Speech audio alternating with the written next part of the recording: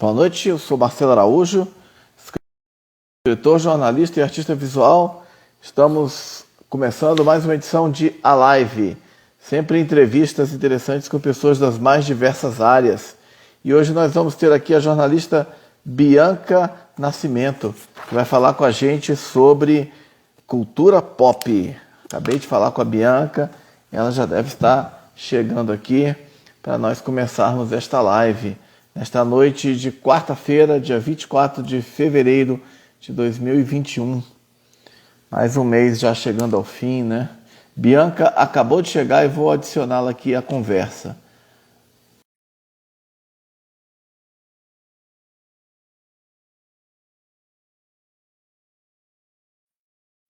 Oi, Bianca, boa noite, tudo bem? Boa noite, Marcelo. Tudo bom? Tudo ótimo, prazer ter você aqui. Em primeiro lugar, muito obrigado aí por aceitar o convite para participar dessa live. Imagina, o prazer é meu. Estou super honrada de estar aqui no seu espaço, né? E falando com a sua audiência. Tá bom, eu também fico honrado aí. Obrigado mais uma vez por. Sei que você é muito ocupada e ter disponibilizar um pouco do seu tempo aí para falar de um assunto tão legal quanto cultura pop e também panificação. Vamos falar sobre as duas áreas de atuação da Bianca. Bianca, eu vou fazer então uma rápida apresentação sua aqui e já passo para você conversar com a gente. A Bianca Nascimento, que aqui está, nossa convidada desta noite, é jornalista há 15 anos, com carreira consolidada em assessoria de comunicação no Poder Judiciário. Ela é fundadora do grupo Jornalistas de Brasília, no Facebook, e que hoje conta com uma comunidade com mais de 9 mil integrantes, com presença também no WhatsApp e no Instagram. Fã de cultura pop e geek, ela compartilha suas impressões, principalmente sobre cinema e televisão, em seu Instagram e no site Pocilga, do qual é colunista. Durante a pandemia, decidiu investir em atividades artesanais e se descobriu na panificação com fermentação natural. Como sempre, foi praticante da culinária afetiva caseira. A jornalista atualmente tem expandido a divulgação de suas experiências nessa área em suas redes sociais. Bianca, eu queria começar então perguntando para você por que o seu interesse, primeiro, pela área de jornalismo, né? Especificamente assessoria de imprensa. Eu sempre curti contar histórias e escrever, né? E aí foi um caminho natural, assim, na hora de escolher. Quando a gente é muito novo, escolher curso de graduação e faculdade, a gente vai um pouco por essa intuição. É área de humanas, área de exatas, e aí eu mais me identificava com a área de humanas, eu gostava muito de escrever, sempre gostei, e daí eu decidi que eu queria fazer jornalismo. E não por acaso, minha segunda opção era direito, que acabou que minha carreira enveredou também pela área da assessoria de comunicação do judiciário, que eu tenho uma carreira extensa nessa área, né? Bacana. E aí você resolveu então, e você estudou em Brasília? Você é de Brasília mesmo? Não, não, eu sou do Rio, nasci no Rio e formei lá pela UFRJ, a Federal do Rio, e depois eu comecei a trabalhar lá ainda. Eu vim para cá em 2010, então tem 11 anos que eu estou em Brasília. Vim para trabalhar aqui também, então mas já desde a época do estágio eu comecei estagiando em tribunal, depois eu fui para associações de classe de defensor público, defensoria pública, depois Ministério Público, aí enfim, vim para Brasília, consegui seguir nesse caminho aqui também. Aqui também tem muitos tribunais, né? Atualmente eu estou no Tribunal Regional do Trabalho, na assessoria de imprensa deles. Mas eu sempre fui muito assim, é, diversidade de gostos, assim. Eu nunca me fixei só em uma área, assim. Sempre curti muita coisa ao mesmo tempo. Por isso que parece uma salada de frutas lendo assim o meu currículo, parece que é uma coisa que não conecta nada com nada, mas no fim todos somos assim, né? Todos somos uma complexidade de coisas e gostos. Legal, aí você está já então há 11 anos em Brasília. Isso.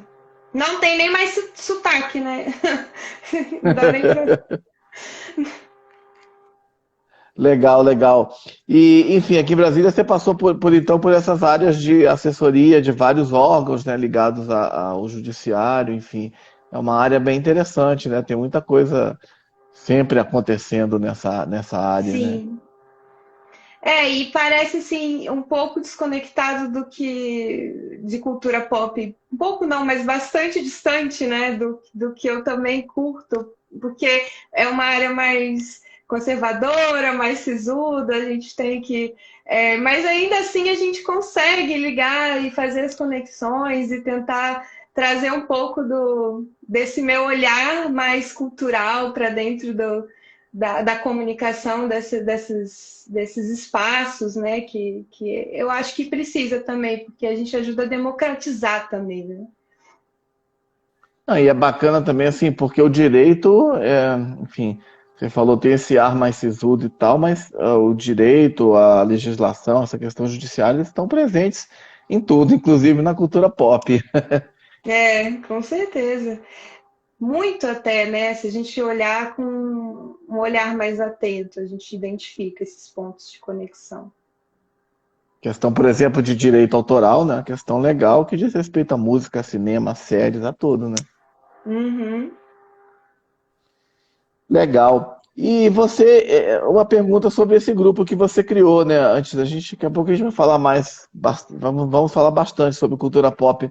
Mas sobre esse grupo que você criou, Jornalistas de Brasília, né? Você criou já faz 10 anos, é isso? Qual que foi a ideia? E o que que esse grupo ele oferece para os participantes? Dicas de trabalho, enfim. Então, contar aqui um pouquinho uma breve história da fundação desse grupo. Foi um pouco por acaso, e ele tomou uma proporção assim que eu não imaginava. Mas eu já estava em Brasília, e daí isso já estava era em 2011, 12, me lembro assim por alto, e a gente já estava vivendo o auge das redes sociais, né? O Facebook estava bem no momento, no pico, no ápice do Facebook, e aí começaram a serem usados os grupos, né, as comunidades dentro do Facebook. E aí nesse período da minha vida, eu estava desempregada e eu estava precisando muito fazer conexões, fazer network em Brasília. E eu não conhecia ninguém aqui, assim, eu conhecia poucas pessoas, porque eu tinha trabalhado pouco tempo no mercado aqui, e daí a forma que eu encontrei, fuçando na internet, eu descobri que tinham grupos que já funcionavam nesses moldes no Rio de Janeiro, e eu tinha essa referência, e aí eu fui pesquisar para eu ver se eu encontrava algum grupo que reunisse os jornalistas e fizesse esse network das pessoas da nossa área no Facebook, e eu não encontrei, eu não achei. Aí eu decidi criar, eu falei, vou criar esse grupo e vou convidar as pessoas que eu conheço. E saí convidando as pessoas, e essas pessoas convidaram os amigos dela e os conhecidos dela, e a coisa foi crescendo, amplificando, e a intenção inicial era a gente trocar figurinha mesmo, fazer network, e principalmente a gente poder trocar informações sobre vagas, né? Porque a gente percebe que assim, vagas de comunicação e de redação, elas não são anunciadas em classificados. Assim, não é uma coisa que circula muito mais no nosso meio, e mais por uma questão de o amigo que conhece o fulano e a gente, aquela pessoa é muito boa, vamos chamar ela. Então, eu percebendo que para eu me inserir nesse mercado eu precisava fazer essas conexões, aí eu criei esse grupo. Hoje em dia, aí passou-se os anos, ele continuou sendo uma referência até, né? O sindicato dos jornalistas nos apoiou, eles entraram no grupo também, e durante muito tempo, até hoje eles estão lá, e a gente usa esse espaço para se comunicar, para a oportunidade para o pessoal de redação divulgar suas pautas, para buscar contatos, buscar personagens, pedir ajuda para os outros jornalistas e fazer a conexão com os assessores também. Então, esse espaço ficou sendo tudo isso, e ele começou apenas por uma necessidade minha, né? E daí eu percebi que mais gente tinha essa necessidade. Por isso que eu acho que ele chegou hoje a ser o que é. Hoje em dia a gente tem, além do grupo do Facebook, no Facebook a gente tem quase 7 mil membros. A gente que, que já estão cheios, que tenham um máximo de quantidade de jornalistas lá, que é 256 em cada grupo.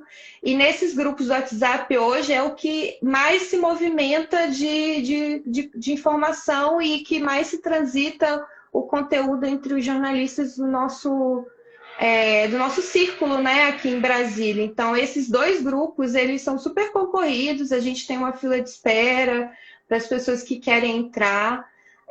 Continua sendo usado o Facebook, mas o WhatsApp hoje é a ferramenta do momento. A gente também tem o perfil do Jornalistas de Brasília no Instagram, e ele está um pouco parado, a gente não tem postado tanto conteúdo lá ultimamente, mas ele existe, já tem mais de 2 mil seguidores, e a gente também articulava de postar vagas lá para ajudar realmente a fomentar de novo mais ainda esse mercado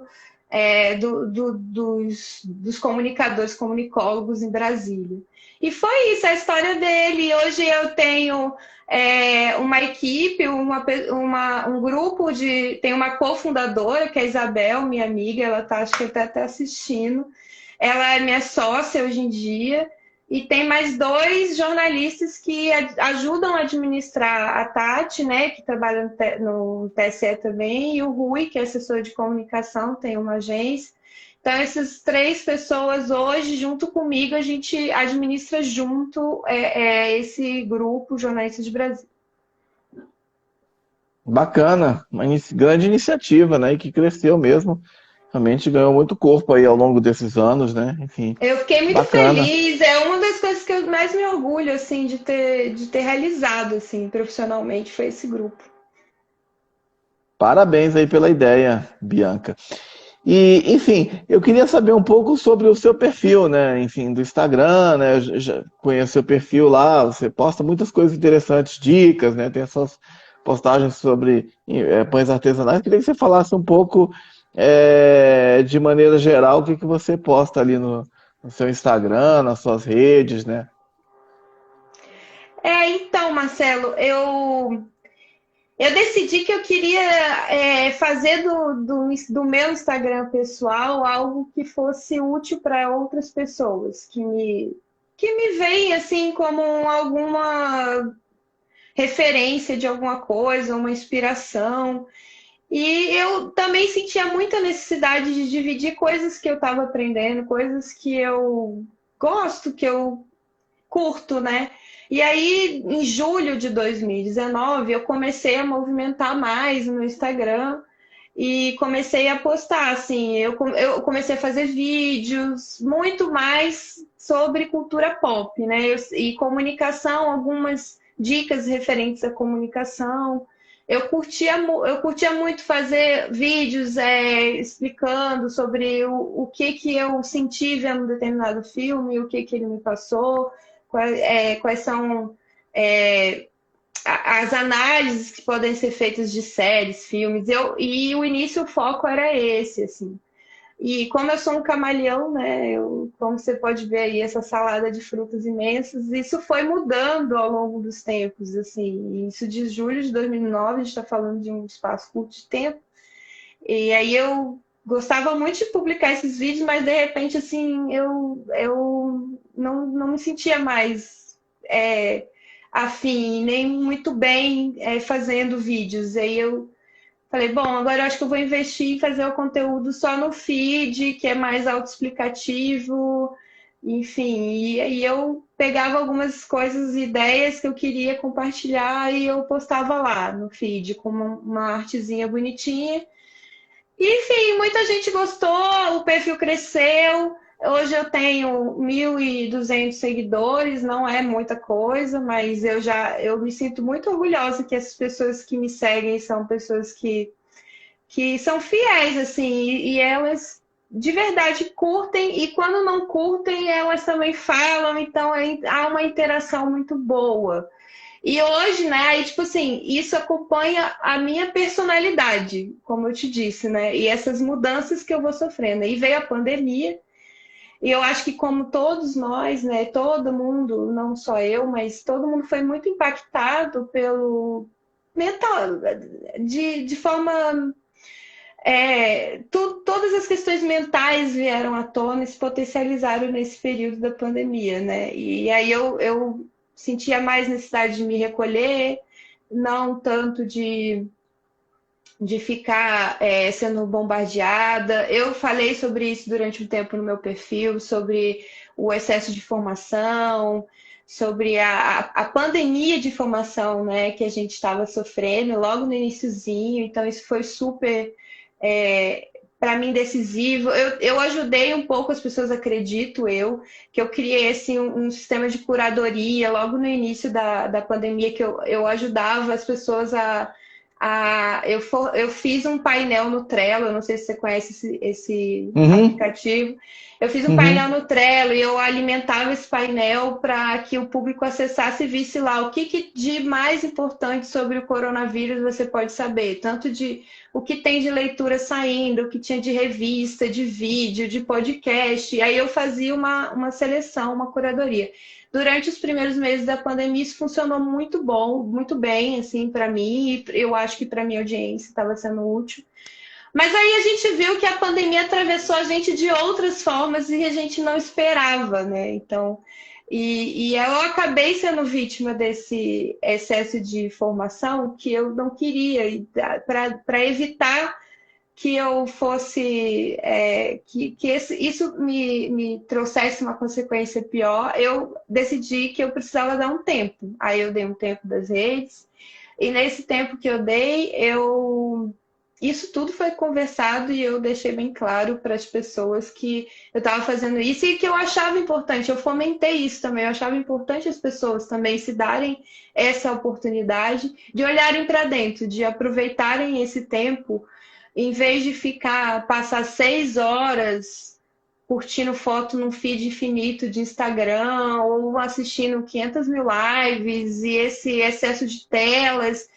Eu também instruí, eu acho que eu orientei assim muito para o lado de que as pessoas precisavam fazer uma seleção e decidir no que na vida delas é mais importante de valorizar, né? O que é mais importante? Esse tempo é muito precioso, o nosso tempo de atenção que a gente dedica, por exemplo, eu acho muito legal que as pessoas que estão assistindo a live, elas estão dedicando esses 50, 40 minutos para ouvir a gente, que eu me sinto muito importante que alguém tenha interesse em ouvir o que eu estou falando, e eu valorizo muito isso, porque o nosso tempo a moeda mais preciosa que a gente tem hoje. No mundo da comunicação, do marketing digital, a gente vê que isso está cada vez mais sendo monetizado e a gente precisa ter um olhar mais crítico sobre isso e tentar não entrar muito no jogo, que é um jogo muito cruel, na verdade, e a gente, como produto desse sistema, acaba sofrendo de muitas formas, inclusive a gente está vendo a saúde mental de muitas pessoas sendo prejudicada. Aí, por conta de tudo isso, eu me recolhi e durante esse meu processo de reflexão, de dar um tempo nas redes, é que eu comecei a descobrir que eu podia fazer e dispensar esse tempo mais precioso da minha vida com coisas que eu queria me reconectar com coisas da minha ancestralidade, com a cozinha, com as plantas, com trabalhos que a gente pudesse sentir, né? Que fossem reais, não estivessem só entre uma tela e outra, entendeu? E daí foi que surgiu a panificação. Mas eu acho que esse assunto é mais para o fim, a gente ainda vai falar de cultura pop, né, Marcelo? Não, legal, vamos falando aí, bacana, bacana. Realmente a pandemia, ela causou impacto na vida de todo mundo, né? Enfim, realmente só é difícil entender como alguém pode não ter sentido algo, né? Hoje mesmo a gente chega a essa tragédia aí de 250 mil mortos, né? Enfim, é É uma trágico, marca né? muito lamentável, né? Enfim, é. Mas vamos falar então de outras coisas, né? Queria saber um pouco sobre a sua participação no site Pocilga, que você também colabora com esse site, né? Sim, é um site só sobre cultura pop. E aí, eu em 2017, eu comecei a sentir muita vontade de escrever sobre filmes que eu assistia, né? E aí eu tenho um círculo de amizades que, basicamente, meu círculo de amizades, eu tenho muito orgulho disso. Tem pessoas de todos os meios e todos os lados, lugares, enfim. E aí, no meu círculo de amizades, tem um amigo meu que ele é colaborador e também desse site Pocilga. E ele me chamou ele me convidou, ele falou: olha, você não quer. Se você quiser compartilhar seus textos, a gente está com o espaço aberto. E eu primeiro compartilhava no Medium, né, que também é uma ferramenta de publicação de tipo um mini blog, né? E aí eu falei, não, por que não arriscar, né? E tentar enveredar por esse caminho e diversificar assim o meu trabalho, pegar o meu trabalho como jornalista e tentar aplicá-lo para uma coisa que eu curtia como hobby, né?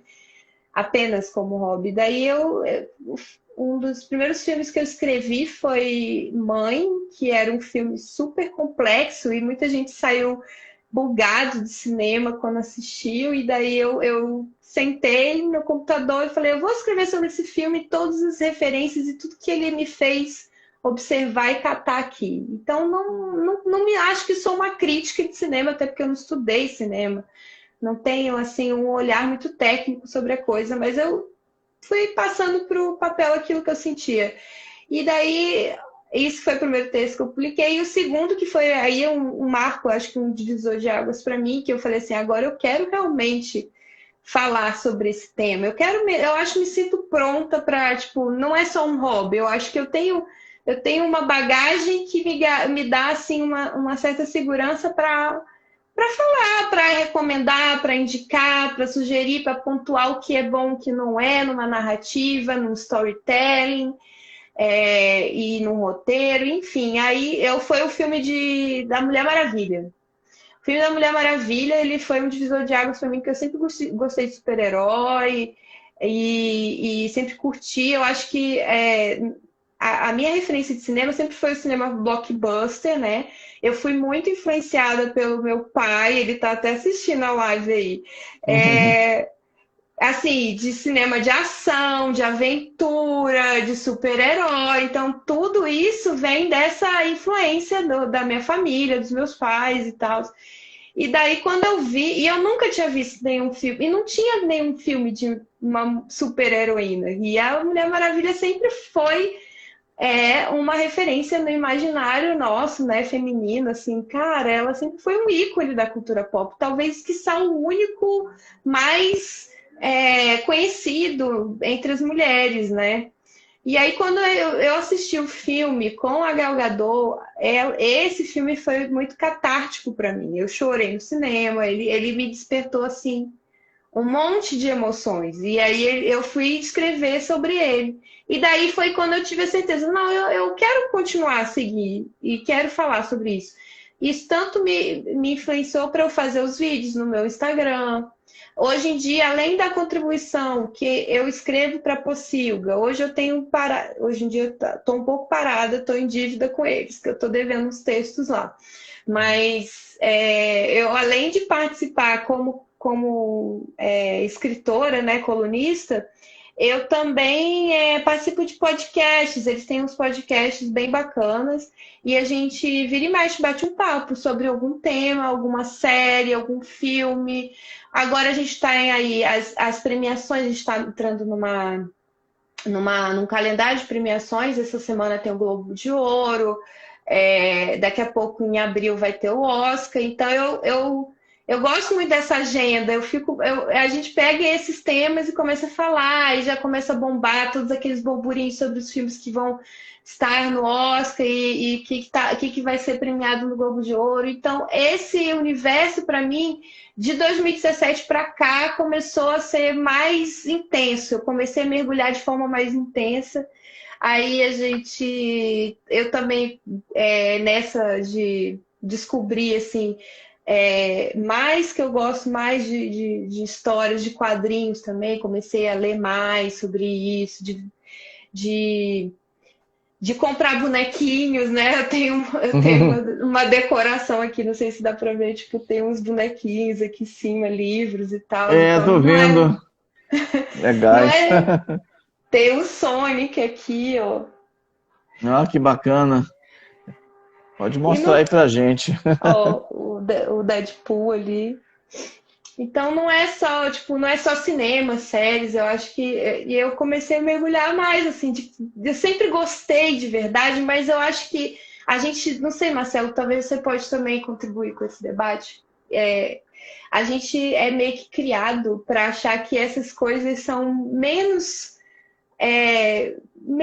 culturais, né? Digamos assim, do ponto de vista de você elitizar a cultura, né? Então, a gente sempre é treinado na universidade, na academia, a menosprezar, né, o que é pop, né, de verdade. E o que é pop é tão bom e é tão acessível e gera tanta identificação. E por que não a gente reverenciar, né, mesmo? E aí, tipo, eu decidi que eu não ia mais ficar me prendendo a todas essas convenções. Eu ia mostrar mesmo para todo mundo o que que eu gosto. Eu sou assim, essa sou eu, entendeu? Até porque se a gente olhar na história da própria cultura e da arte, essas fronteiras entre o erudito e o popular sempre se misturaram, né? Você tem grandes compositores, por exemplo, clássicos aí, românticos, é, barrocos e até modernos, que foram influenciados por música folclórica dos seus países, né? O Leonardo Bernstein, que é um grande compositor de música erudita, era fã dos Beatles e maestro e compositor, fã dos Beatles, enfim. Tem os quadrinhos já influenciam, que eram tidos. Só estou comentando aí que você pediu uma opinião, mas assim, os quadrinhos que no começo eram tidos, quadrinhos, cinema, quando surgiram, eram tidos como manifestações que não eram artes, digamos, superiores, mas influenciaram a literatura, a música e por aí vai, né? Enfim. E hoje em dia a gente o que a gente está bombardeado o tempo inteiro é pela cultura pop, né? A gente os streamings, a gente não tem eu acho que para você consumir o que é dito como cultura erudita, hoje em dia é muito mais difícil até, tipo, tipo, realmente não é o que a grande massa vê como algo bom de verdade, né? Então, é por causa da acessibilidade, assim, na minha perspectiva, né? Uhum. Eu queria só, eu vou te perguntar mais sobre cultura pop, mas eu queria só especificamente, a gente está chegando aí já no mês de março, né, que é o mês da mulher, né, Dia Internacional da Mulher, e você falou sobre a Mulher Maravilha, né, que é um ícone da cultura pop, né, surgido aí no início dos anos 40, né, deve ter 80 anos ou quase isso. Como é que você vê a importância? Eu queria que você falasse um pouco mais desse personagem e talvez e de outros, se você quiser também, né, enfim. Eu até comecei a ler os quadrinhos dela recentemente, dos que saíram da DC agora, os novos 52. E, tipo, você percebe que a Mulher Maravilha, ela foi uma personagem, há 80 anos, você falou, né? 80, ao longo desses 80 anos, você percebe que ela sofreu uma influência do tempo e do contexto social, histórico que foi se passando, né? A Mulher Maravilha, ela sempre foi, eu entendo que ela sempre foi um ícone de empoderamento feminino, mas ainda assim, e ela tinha muitos problemas, né, nas décadas passadas. Eu acho que hoje em dia a personagem ganha uma ascensão, uma relevância ainda maior, porque você traz para o nosso imaginário do que as pautas feministas buscam hoje e ela está mais encaixada nisso. Apesar de que o segundo filme, né, que saiu aí, eu achei que ele tem assim algumas questões muito problemáticas a serem pontuadas. Eu não gostei muito do segundo filme, mas o primeiro, sim, ele me trouxe assim uma.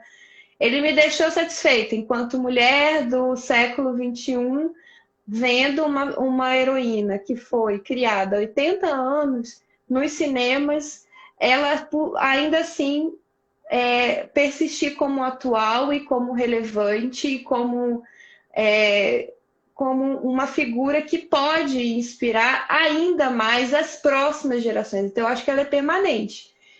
E o que se faz dela, as histórias que contam dela, é que a gente pode ainda mais melhorar. Mas né, você falou que tem outras. Eu vou permitir aqui o espaço para mencionar que tem outras heroínas aí que estão ascendendo nesse caminho que a Diana abriu, né? E que essa representatividade ela é muito importante. Só esse exemplo aí de 2017 para cá, o tanto de filmes de heroínas que surgiram na esteira, né, do que foi o sucesso da Mulher Maravilha. A gente tem, eu gostaria muito de mencionar a Viúva Negra, que o filme ainda não estreou, mas a gente está na expectativa. A gente teve a Capitã Marvel, que os quadrinhos dela também é uma perspectiva diferente de heroína, mas ela ainda assim, para mim, tá? Pessoalmente, eu gosto muito mais ainda da Diana, mas a Capitã Marvel, ela me fez olhar para um outro lado, o foco do empoderamento, do feminino dentro do que é ter um poder, ter um superpoder. E eu também citaria aqui uma super-heroína que em breve talvez não, tá certo, já tá confirmado, vai ter uma série no Disney Plus que se chama Miss Marvel, né? A Miss Marvel, para mim, ela é a super-heroína que vai ser a melhor e mais adequada referência para essa geração atual. Eu acho que ela é bem mais atual, ela consegue misturar as questões que são mais efervescentes na sociedade hoje. Então, ela traz tudo para esse quadrinho, né, da Miss Marvel. É um quadrinho muito bom, me surpreendeu. E é isso, fora todas as outras personagens femininas aí que estão ganhando evidência. E o Dia da Mulher, a gente vai provavelmente a gente vai ver muito no Instagram, nas redes sociais, se falando sobre isso, né? A gente está tendo muitos filmes também protagonizados por mulheres, séries que colocam em pauta questões que são importantes para a gente ainda, que as barreiras que a gente precisa ainda ultrapassar em relação à igualdade de gênero, né? Uhum. E você não gostou muito do segundo filme da Mulher Maravilha que Não, você falou? não gostei. Eu achei que mesmo tendo sido a mesma diretora, né, Patty Jenkins, eu achei que ela guiou a personagem por uma sequência que não tinha muita coerência com o que foi estabelecido no primeiro filme. Porque o que a gente viu da Diana no primeiro filme foi uma mulher que saiu de uma ilha que só tinha mulheres e ela foi criada por mulheres, e aquela era a origem de fato da Diana é essa, né? Uma princesa de um paraíso de só tem mulheres e mulheres guerreiras. E ela só tinha essa referência. E quando ela chega no mundo dos homens, a gente até viu cenas muito cômicas no filme desse choque dela com a realidade do mundo numa sociedade patriarcal, né? E daí você vê que aquelas questões, ela naturalmente para ela não existiam, e ela conseguia confrontar isso de uma forma muito lógica. E as atitudes dela em relação ao. Ai, como é o nome mesmo do interesse amoroso dela? Esqueci. Major Trevor. O Trevor, Steve Trevor. Ele Steve é para Trevor. ele tinha uma importância muito grande no primeiro filme, porque de fato ele era quem apresentou a ela o mundo dos homens, né, a sociedade patriarcal e como funcionava. Mas ele teve um destino no primeiro filme que para mim foi super justo com o personagem dele. Quem protagoniza o filme é ela, ela é a super-heroína, ela é super poderosa, ela não precisa que ele salve, né, o dia. Ele não precisa salvar o dia, porque ela sozinha salva o dia, entendeu? Então, eu achei que o final foi justo, o filme foi coerente com a personalidade da Diana. E o que se esperava é que nesse segundo filme ela continuasse seguindo por esse caminho, mas o que se viu foi que ela é uma personagem muito carente, extremamente dependente de um homem trouxeram o Street Travel de uma forma muito equivocada de novo para o roteiro, para o filme, apenas, na minha concepção, apenas como sei lá, parecia que a diretora só queria trazer o ator de volta para que aquele elenco permanecesse no segundo filme. E não fazia sentido na história. Ela podia seguir sozinha e salvando o dia sozinha, e não precisava dessa demonstrar tanta vulnerabilidade, tanta dependência de um homem, sendo que ela não foi criada nesse universo patriarcal, entendeu? Então, isso para mim, essas questões para mim desfiguraram, descaracterizaram a personagem. Isso foi muito sério. Para mim, o filme é ruim por esses aspectos, entendeu? Entendi. Eu queria saber de você, o que que te atrai na cultura pop, assim, de uma forma geral, né? Você estava falando, você já falou um pouco sobre isso, mas o que que você vê, assim, de vigoroso, de importante nessas manifestações ditas pop, né? Que muitas vezes uma parte da crítica às vezes torce o nariz, né? Da intelectualidade, mas que estão aí, enfim, como você bem disse, fortes enfim, e até trazendo questões pertinentes, né? Como é o caso de um filme de uma super-heroína, Mulher Maravilha, tratando de feminismo e outras heroínas também, né? Mas tudo depende da perspectiva. Muita gente pode ir ao cinema e simplesmente, é um filme de ação, de aventura, e eu vou lá ver a Diana lá batendo nos adversários e umas cenas de ação e tal, e isso é entretenimento. Tudo é entretenimento, mas também tem a oportunidade de você gerar reflexões. Eu acho que a cultura pop, ela se dá essa liberdade, né? Eu não preciso ser só algo que vai fazer alguém refletir, pensar, algo super complexo tipo, de ser histórico, nossa, inédito, criativamente super complexo de criar algo assim. A cultura pop tem essa vantagem de você, despretensiosamente, você pode falar sobre assuntos sérios, mas também gerar entretenimento. E eu também acredito muito que eu gosto muito da cultura pop porque ela tem mais essa capacidade de gerar identificação com nós, seres humanos, sabe?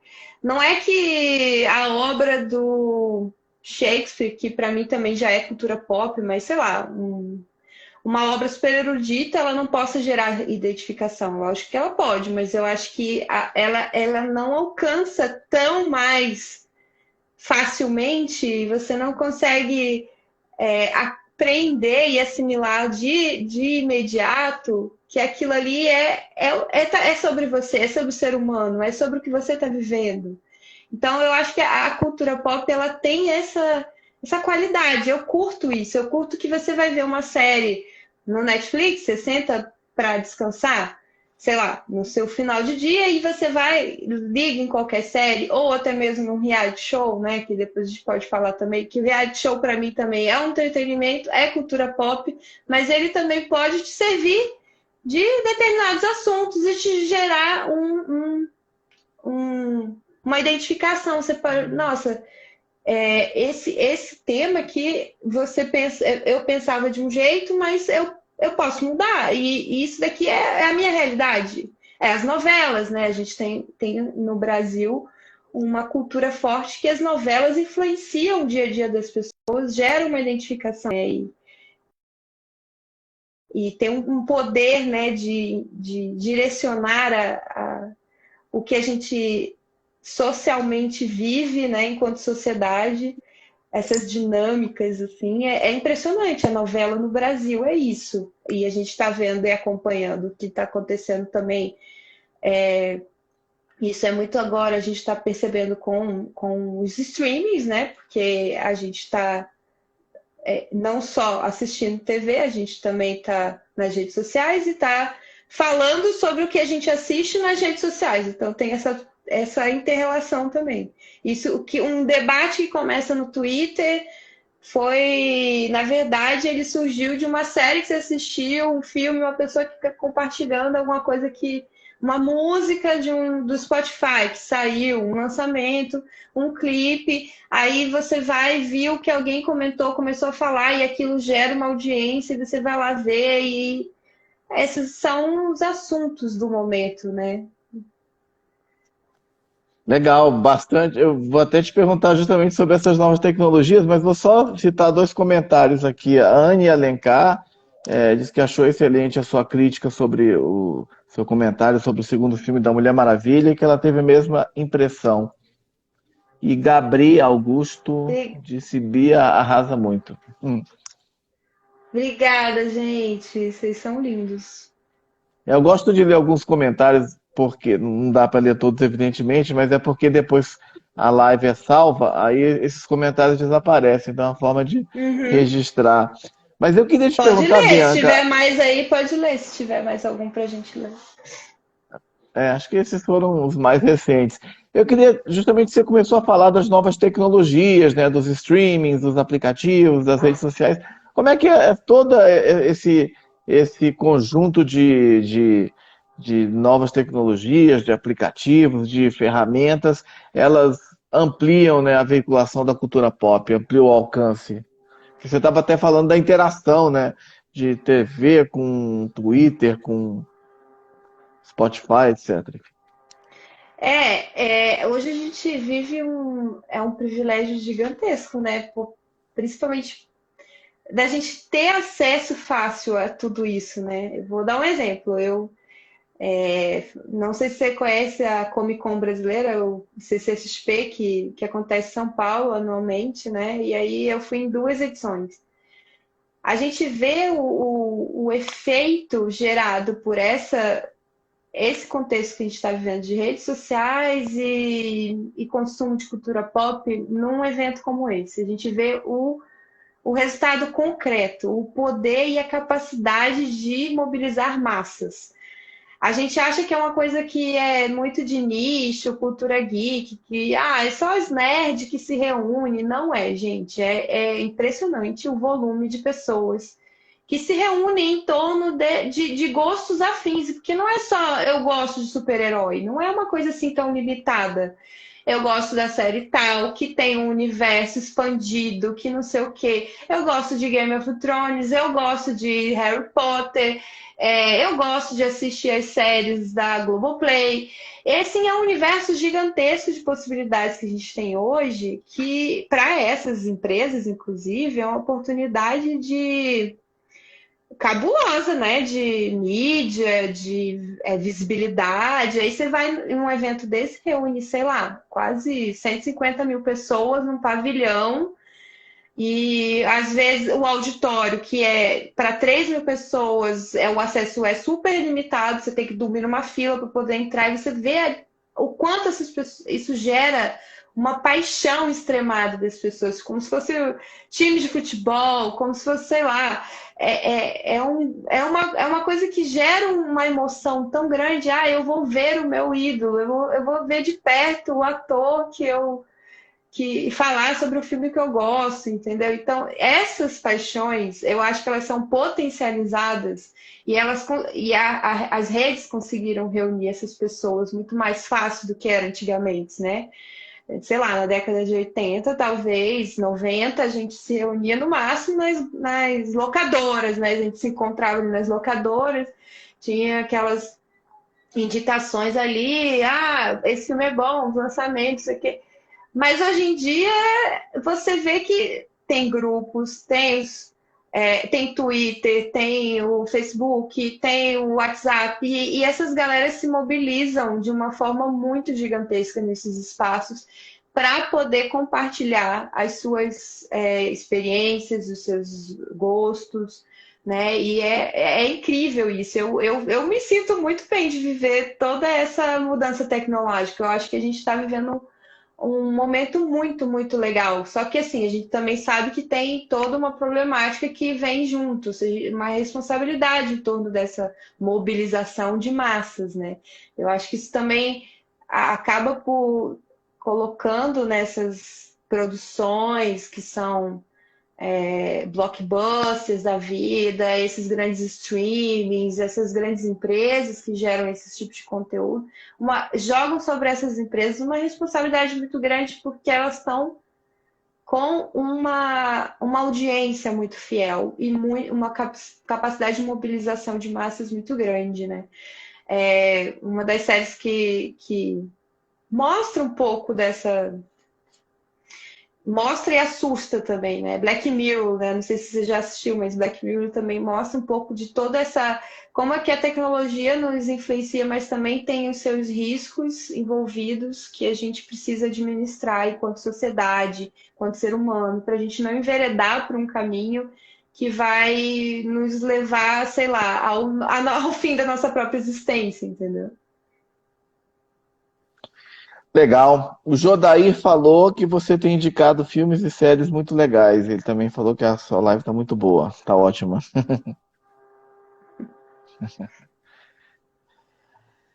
Bia, falando um pouco sobre TV, né? O Maurício Sticer, que é o colunista de TV do UOL, Folha de São Paulo, enfim, ele já há alguns anos chama atenção, né, sobre a questão do esvaziamento da TV aberta, né? Que é claro, enfim, ainda tem muito público, até por conta de que a gente ainda vive num país que tem dificuldade de acesso à internet, a uma série de coisas. A inclusão digital ainda não é ideal, enfim. Mais de um certo esvaziamento, né? Hoje, se você pensar, por exemplo, TV a cabo, né, que nos anos 90 foi aquele boom no Brasil, né, quando chegou no Brasil, né, meados da década de início dos anos 90, a TV a cabo era aquela... E hoje, enfim, parece que realmente tanto a TV aberta quanto a TV a cabo, elas parecem que perderam força, estão perdendo muita força por conta dessas possibilidades dos streamings, né? A própria Globo, que tem um canal de TV aberta e também a cabo, como você citou, tem a Globoplay, né? Enfim, investindo nessas questões, né? Nessas novas tecnologias. Que percepção que você tem dessas mudanças nos últimos anos, enfim, que YouTube, né? Então, por exemplo, eu sou uma pessoa um pouco mais velha, né? Então eu era da época que tinha programa de videoclipe na televisão, depois MTV, né? E hoje você vai no YouTube, tem tudo, tem shows, tem concertos, peças, enfim, o mundo. O que você acha de tudo isso? Eu acho que a gente está...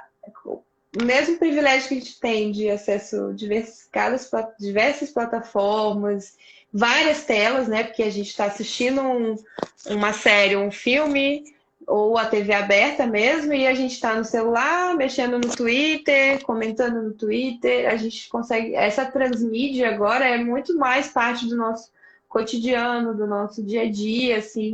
Eu acho que isso tem essas dois lados, né? Como eu falei, que tem essa capacidade. Eu acho que joga muito do poder de mobilização de massas e de condução do que é pop ou não. Eu acho que muito fica na mão dos algoritmos e dessas grandes empresas de streaming, né, agora, né? Por outro lado, a gente está vendo que, na verdade, também dilui muito a audiência, né? Porque antes a TV aberta era tipo assim, de um para muitos, né? Era aquela. As massas, era uma audiência massificada em torno de um programa, tipo, de uma final de Copa do Mundo, uma novela, um jornal nacional, e por aí vai, né? A gente até teve um episódio muito pitoresco, que eu considero ponto fora da curva nos últimos anos, em razão de tudo isso que a gente está falando aqui, que é que ontem o Big Brother bateu a maior audiência, inclusive de Copas do Mundo, que a Globo transmitiu. Então, isso é muito significativo, porque ainda mais nesse cenário, porque você está percebendo que a audiência ela é tão diluída, você tem tantas opções e você conseguir chamar a atenção de milhões de pessoas para um programa no mesmo horário, isso é muito maior do que era há 50 anos, quando só tinha a Globo, a Record e o SBT, sei lá, tipo, 3 emissoras. Você só tinha essas 3 e o rádio, entendeu? Você não tinha nem internet, você não tinha YouTube, você não tinha concorrência do Netflix, da Globoplay, entendeu? É, é ainda mais significativo. Da mesma forma que é impactante a Carol Conká sair com 99,17% de rejeição num paredão triplo, é muito mais relevante do que se ela fosse num paredão duplo. Então, tipo, eu comparo essa mudança de perspectiva do que a gente tem hoje. Porque a nossa audiência está muito mais diluída. Atrair a atenção das pessoas como eu estava falando no início, né? A atenção é a moeda mais cara e preciosa que a gente tem hoje e que a gente está oferecendo sem nem muito pensar bem. A gente está oferecendo para tudo e qualquer coisa, sem muito raciocinar. Quem consegue captar a nossa atenção hoje é quem está faturando. Então a gente vê que esses grandes conglomerados estão crescendo em torno disso. E quanto mais tempo eles conseguem manter a nossa atenção presa, não é à toa que a gente vê aqui no Instagram que esse feed é infinito. Não é à toa que tudo é pensado para isso. Netflix, você está assistindo, continua o episódio, quando acaba um filme, ele emenda num trailer, para você nunca sair da plataforma. Então, eles querem te manter ali, numa plataforma única. Mas é imensamente difícil isso, porque tem uma diversidade de opções que a gente tem hoje que dificultam isso. Mas ainda assim, eles estão conseguindo. A Netflix é um exemplo de sucesso, eles conseguem muito bem isso. A Globo é um exemplo que no Brasil ela se destaca de longe, porque é uma empresa que vai se reinventando, e eles estão se reinventando, e apesar dos pesares, eles continuam aí conseguindo uma audiência absurda. É verdade. Essa questão do Big Brother que você falou, um ponto fora da curva. É um programa que já tem mais de 20 anos no Brasil, né? Foi 2000, né? Ou 2001, 20, 21 anos. E conseguir esse recorde que foi ontem, né? Impressionante. Por que você acha, não que as outras edições não tenham tido, sempre despertam muito interesse, né? Enfim, um produto de cultura pop extremamente vendável e de sucesso de público, grandes audiências, mas essa edição especificamente chamou atenção, como talvez há muitos anos, há alguns anos não chamasse. Por que você acha isso?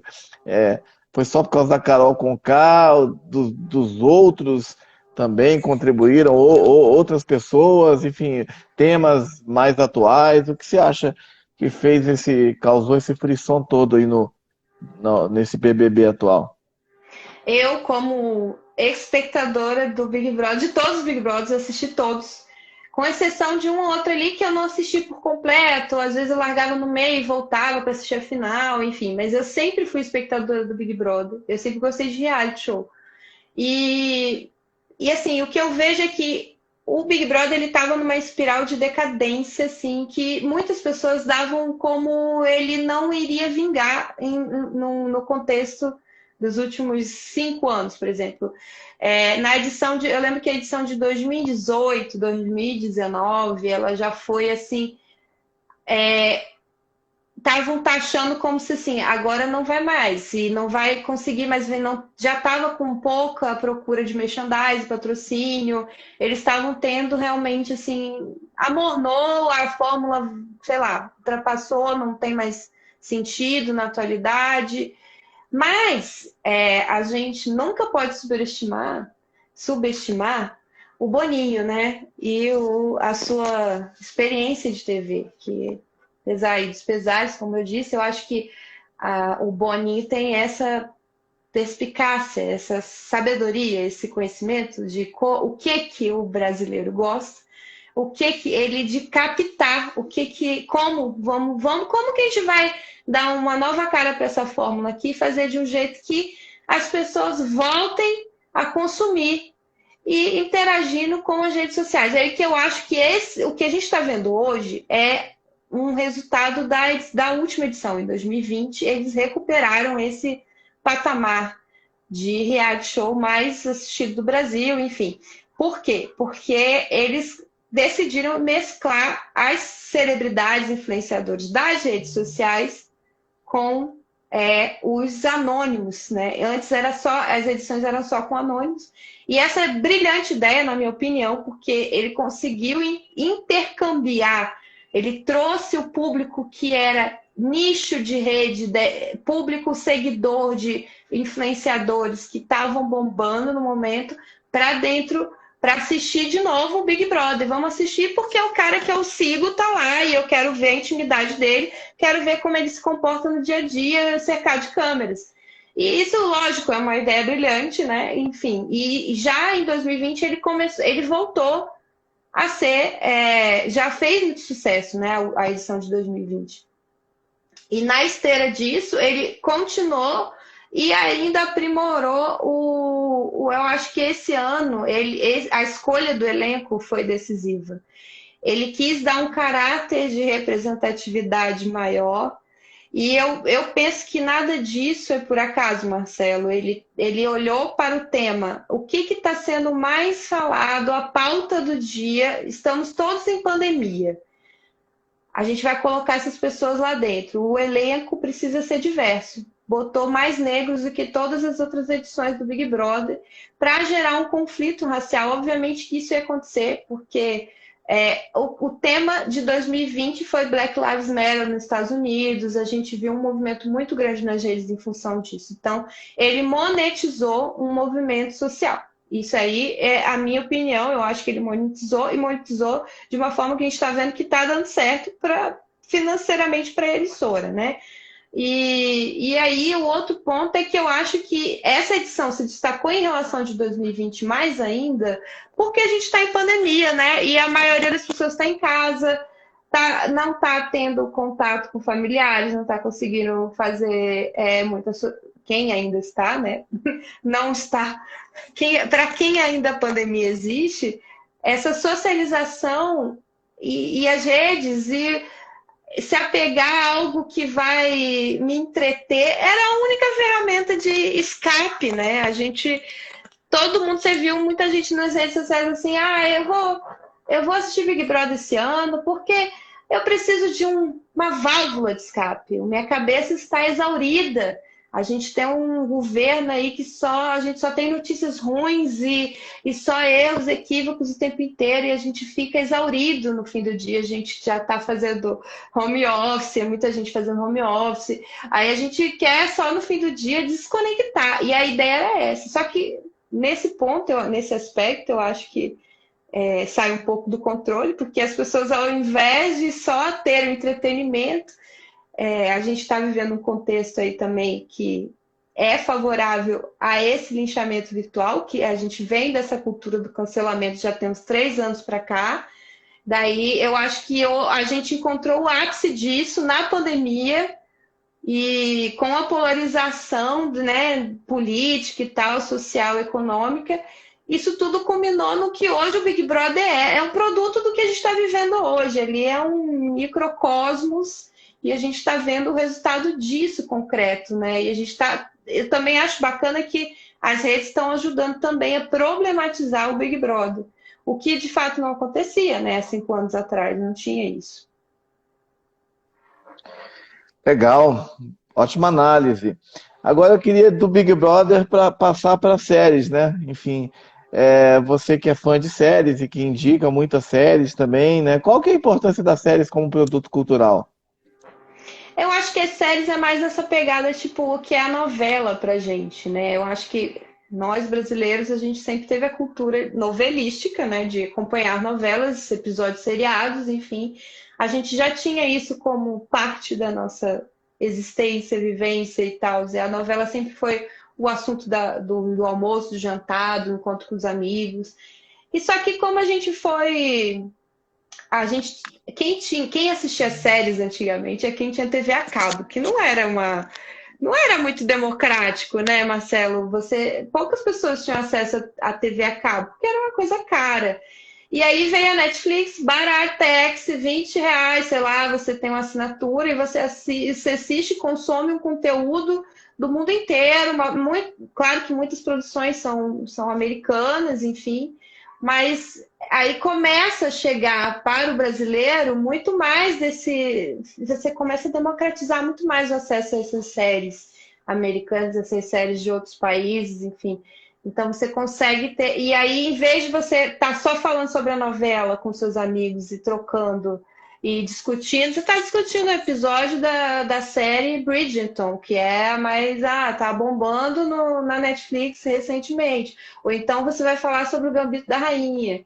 Entendeu? Então você quer estar nas rodas de conversa, você quer estar debatendo o assunto do momento, assim como a gente debatia o final da novela, a vilã, a Carminha, não sei o que, antigamente, o brasileiro só tinha essa referência mais, né? Que era mais popular, assim, mais acessível.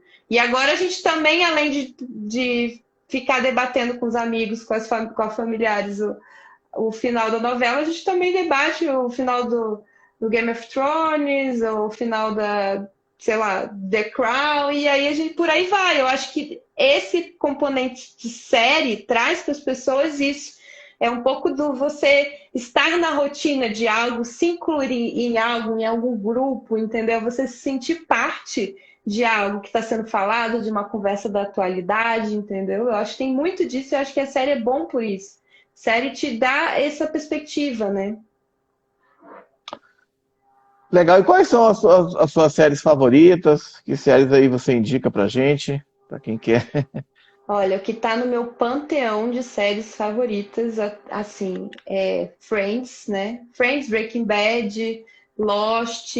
Lost porque eu acho que foi a série que mobilizou, que mais começou a mobilizar, assim, em torno, começavam redes sociais e tal, a gente começou a se mobilizar mais em torno de um evento série, né? Uma série como evento. Eu também gosto muito, e esse também tá no meu panteão, é Roma, da HBO, que é uma série, assim, primorosa. House, porque também House era uma série... Toda série médica é incrível, mas a minha preferida é House. E aí são essas as principais, as minhas favoritas da vida. Esse panteão aí, para entrar outra, vai ter que batalhar muito, porque agora a gente tem muitas opções, então fica difícil a gente ir ampliando esse panteão de séries favoritas, né? Das recentes que você viu, o que é que você gostou? Aí das recentes eu vou mencionar mais até, porque como eu te disse, né, a gente começou a ter acesso a mais coisas e começaram a ser produzidas mais coisas. Eu vou dizer aqui que as minhas favoritas recentes, Game of Thrones, Fleabag, quem quiser ir anotando as dicas, Black Mirror, Watchmen da HBO, Dark da Netflix, excelente série alemã. The Boys, que é da Amazon Prime, que é uma história de super-heróis, assim, que é o inverso do super-herói, é o anti-herói, é uma história muito legal e muito bem escrita. Mandaloriano, que é do universo Star Wars, que eu amo, e também ela foi uma grata surpresa dos últimos anos, né, do Disney Plus. Lovecraft Country, que também é uma série da HBO, e também ela é super cultura pop, mas ela conseguiu trazer num momento crucial da nossa história, o tema do racismo, assim, no meio do Black Lives Matter, ela estava bombando essa série e ela trouxe várias questões de uma literatura pop americana atualizada para questionando todas essas questões, né? É uma série excelente também. This Is Us, que é uma série bem amorzinho, dramática, que tem uma história de uma família, também traz muitas pautas do que a gente vive hoje. Inclusive, a última temporada, eles já gravaram na pandemia, a temporada que está indo ao ar agora. ela está já tratando de todos esses enfrentamentos que a gente está tendo agora, essas nossas relações como mudaram, como a gente agora tem que conviver, o que mudou na nossa rotina, isso tudo já está sendo passado nessa série e problematizado também. As outras que eu indico, WandaVision, que está aí atualmente ainda passando, que é do Disney Plus também, que é esse super-herói, sobre a Feiticeira Escarlate, que eu também curto muito. E é meio que uma história que dá uma continuidade a Vingadores Ultimato. Então, quem curte o universo de Vingadores, essa série é perfeita. E The Crown, que é da Netflix, que também é assim, é uma série que você quase zero defeitos, né? Porque ela conta aquilo tudo que a gente gosta de saber, que é a fofoca da realeza. Então essa série prende por essa narrativa e pela qualidade também que ela revela, né? A fotografia, as atuações. Eu nem acredito às vezes que é Netflix, porque às vezes, a Netflix às vezes é um padrão assim de qualidade um pouco pro médio para baixo, mas essa série se destaca no meio disso tudo. E eu também gosto, essa é a minha última indicação, e muita gente desistiu dessa série, mas eu sigo assistindo, porque, para mim, ela revela o que há de pior e melhor no ser humano, que é The Walking Dead. E a gente tá. 10? Não, já me perdi, sei lá quantas temporadas, 7 temporadas, 8, não sei. Ela já tá há muitos anos no ar e muita gente desistiu, ela teve altos e baixos essa série, ela teve momentos muito ruins, e eu acho que agora ela conseguiu retomar de forma muito boa, e eu tô ansiosa porque agora vai voltar os novos episódios, né? E eu quero voltar a assistir também. Legal, quantas dicas valiosas aí de série para quem quiser acompanhar, da Bianca Nascimento, especialista no assunto. Bianca, vamos falar então agora dos pães, né? Dos pães artesanais. No começo da live você estava falando de que foi por conta da pandemia que você começou a se interessar pelos pães. Como foi essa história? Foi. Marcelo, eu sempre fiz pão, né? Assim, mas era pão com fermento biológico. Eu aprendi a fazer pão com a minha mãe. Então era uma questão assim de fazer pão era uma coisa assim muito de, aquela coisa de tomar um cafezinho da tarde, é acolhedor, é família, você lembra de você tem toda uma relação afetiva com aquilo, né? Sempre, para mim, o pão sempre teve essa conexão, né?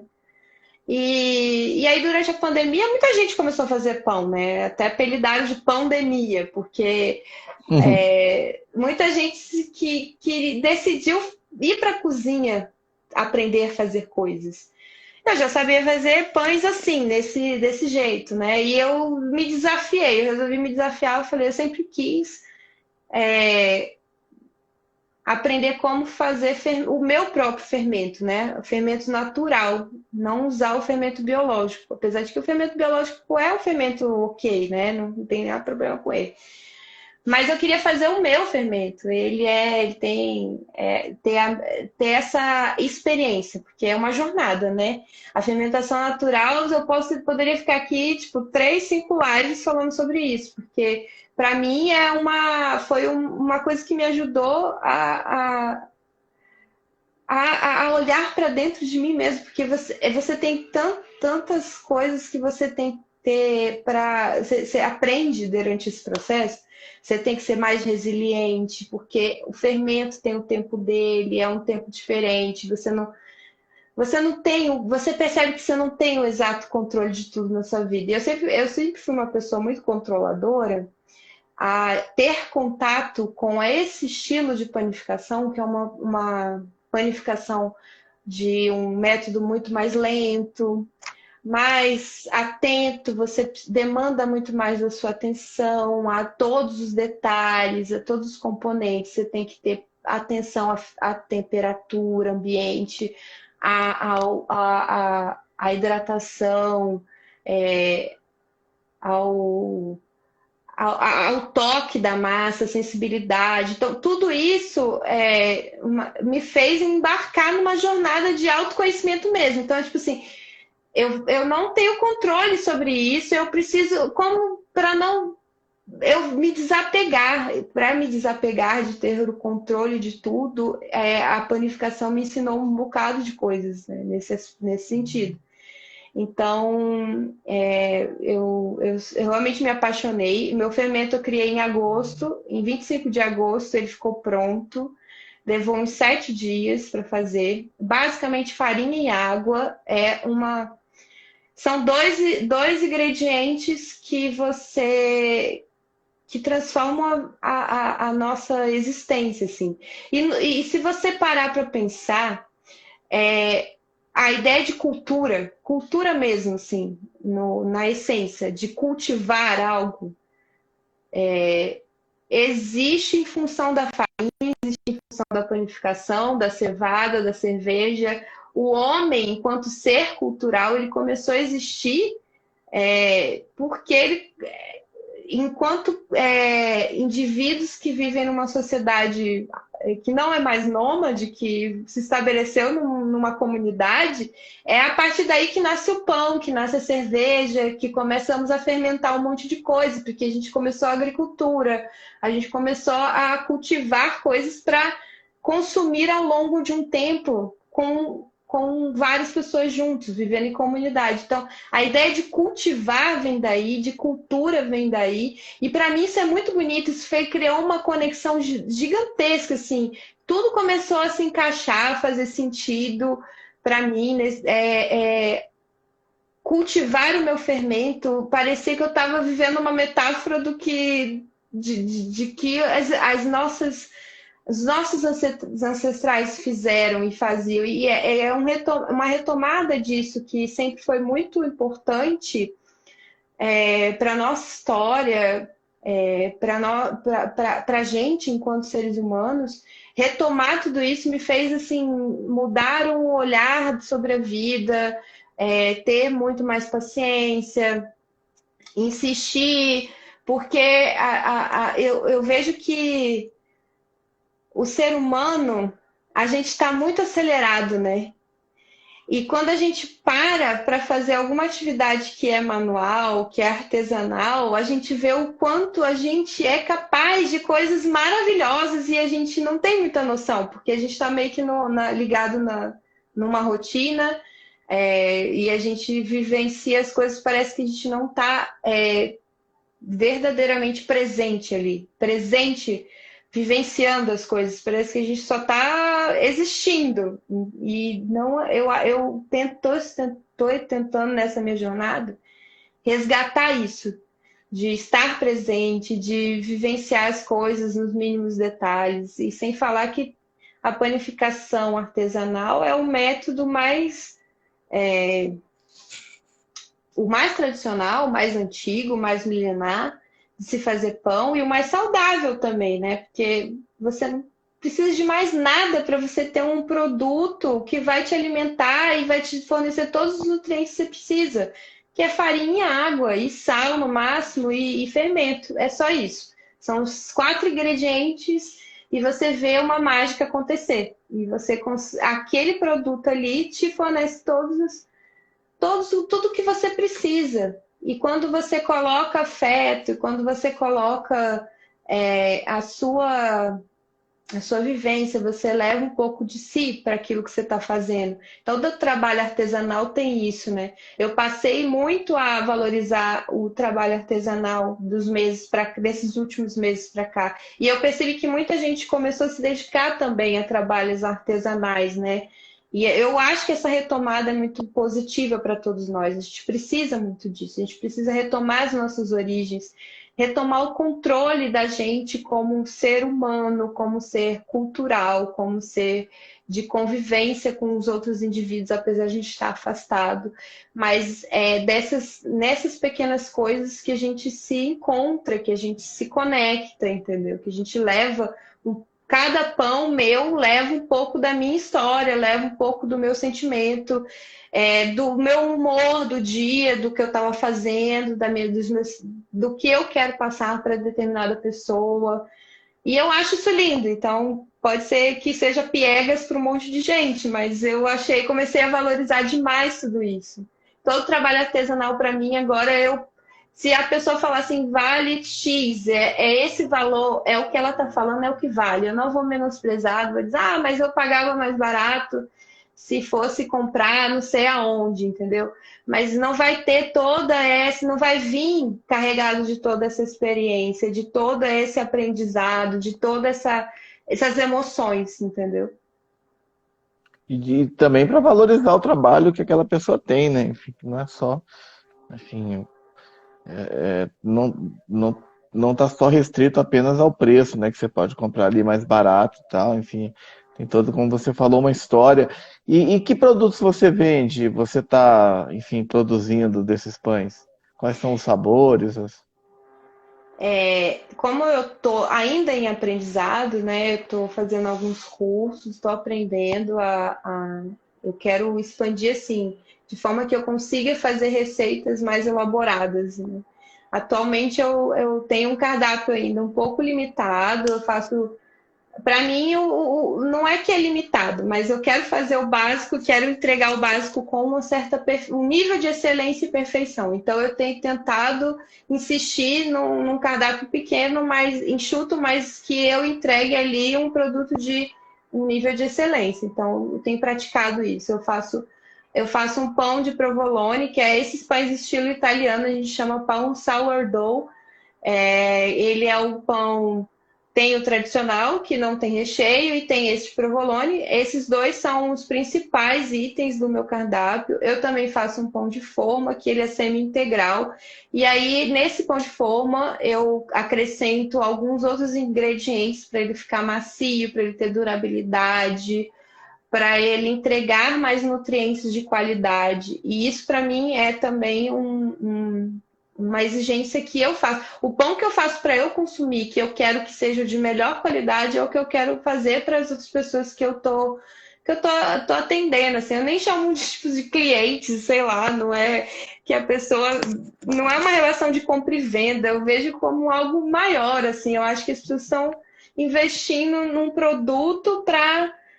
Eu quero que as pessoas se sintam abraçadas quando fatiam um pedaço do meu pão, comem, entendeu? É uma experiência, eu não vejo como uma relação de consumo apenas, estritamente. Então, eu prezo muito pela qualidade dos ingredientes. Então, às vezes, é claro que eu tenho dificuldade de acesso a um ingrediente ao outro, então a minha modalidade de venda hoje, ela como eu tenho uma cozinha pequena e é uma produção caseira.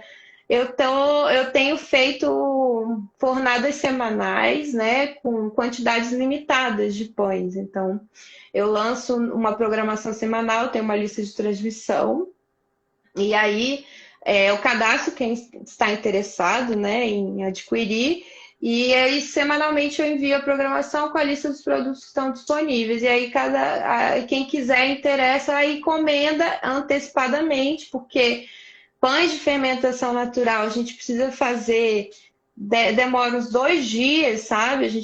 O tempo da fermentação natural é um processo muito mais longo, demorado, que de fato é a fermentação adequada para o nosso consumo. O trigo ele precisa ser fermentado de forma longa e lenta para que todo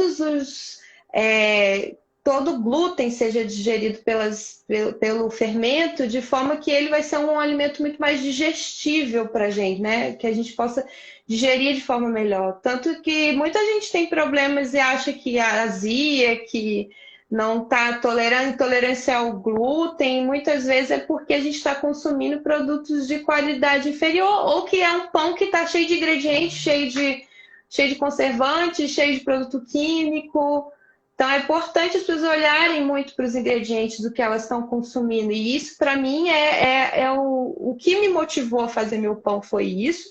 E é o que me mantém no meu propósito. Eu quero fazer o pão que eu quero consumir é um pão que eu sei o que tem dentro. Eu sei que só vai isso e só vão os ingredientes de melhor qualidade, porque é o que eu estou colocando para dentro do meu corpo, é o que vai me alimentar, é o corpo que me sustenta, é o que eu acho que a gente precisa mais valorizar cada vez isso, assim, cada vez mais, né? Olhar mais atentamente ao que a gente está ingerindo. Não só culturalmente, né, Marcelo? Não só o que a gente está consumindo em termos de cultura, de séries, de filme, mas o que a gente está consumindo também para o nosso organismo, né? Eu acho isso importantíssimo. Legal. Leandro Madureira está dizendo: eu tenho problemas com glúten e os pães da Bianca são achados, zero problemas. Maravilha, né? Pela essa forma como ela fala, com tanto entusiasmo, né? Realmente a gente fica com muita vontade de conhecer. E para se cadastrar, precisa o quê, Bianca? Por onde Só, faz contato? só me mandar um direct no meu Instagram, @BiaRNascimento. E aí eu faço contato, a gente conversa, eu te cadastro no meu WhatsApp e eu mando semanalmente a lista de transmissão, não é grupo, chega no privado das pessoas. E aí tem todo o sistema que eu pratico lá de como a gente faz a encomenda, eu explico quando a pessoa entra na lista. Legal, Bianca Nascimento, eu queria te agradecer imensamente por essa live maravilhosa hoje que a gente teve aí com você. Chegamos aí a mais de 80 minutos de live, 1h20 de live, que você Nossa, nos deu uma falamos aula muito. aí sobre cultura pop, sobre Big Brother, sobre séries, sobre cultura pop em geral, né? TV, novas tecnologias, redes sociais. Maravilha, eu aprendi muito hoje com você aqui, tenho certeza que todo mundo. E também sobre pães artesanais, né? É fantástico ouvir a forma entusiasmada, emotiva, como você define a sua produção, né? Que não é algo meramente comercial, mas algo de coração mesmo. Parabéns aí por todos esses seus trabalhos e sucesso. Obrigado mais uma vez. Muito obrigada, Marcelo. Nossa, eu falei muito porque eu gosto mesmo de tudo que eu estou falando aqui. São assuntos que se deixar eu fico falando muito. Então, foi 80 minutos porque eu falei mesmo bastante de assuntos que eu gosto. Eu fico muito agradecida a todo mundo que assistiu. Vocês são incríveis, gente. A gente está aqui num bate-papo super bacana. Marcelo, muito obrigada por esse espaço, assim. Eu nunca tinha participado de uma live como essa e foi a primeira vez. Eu estava muito nervosa, mas você me deixou super à vontade. Muito obrigada Oh, mesmo. imagina, obrigado. Eu que te agradeço aí também a gentileza de você estar aqui no meio dessa rotina atribulada que você tem. Como eu falei, nos deu essa aula aí sobre tantos assuntos, né, de séries, a produção de pães artesanais. Eu queria também agradecer a presença de todas as pessoas que ao longo dessa 1 hora, mais de 1h20, participaram, né? O tempo realmente voa, né, Bianca?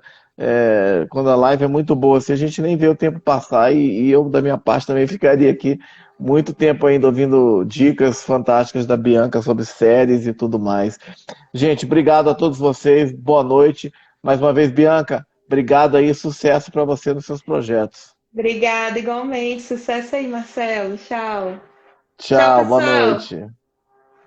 Valeu.